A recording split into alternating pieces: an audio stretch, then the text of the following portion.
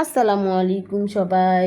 আজকে আমি রান্না করছি চিংড়ি মাছ, আর আপনাদের সঙ্গে আমার মনের কিছু কষ্টের কথা শেয়ার করব।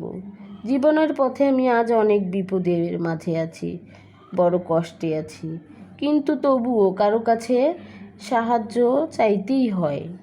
সবাই মানুষ মানুষের কাছে সাহায্য চায়, তেমন আমিও মানুষের কাছে সাহায্য নিয়ে আরও বড় বিপদে পড়েছি মনে হয়। আমার জীবনটা এমন হওয়ার কথা ছিল না।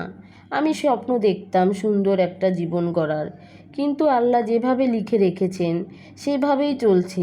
আজ আমি দোয়া করি, হে আল্লাহ, তুমি আমার জীবনটাকে সুন্দর করে সাজিয়ে দাও, যেন আমি শান্তিতে থাকতে পারি। বিপদে পড়লে মানুষ সাহায্য করে না, করলেও এমনভাবে করে যেন মনে হয় দান আর অপমান। তখন বোঝা যায় দুনিয়ার আমার বেঁচে আছি কি না তাও কেউ ভাবে না।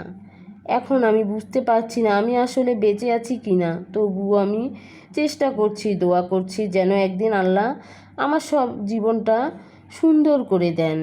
সবাই ভালো থাকবেন আর আমার জন্য দোয়া করবেন। ধন্যবাদ।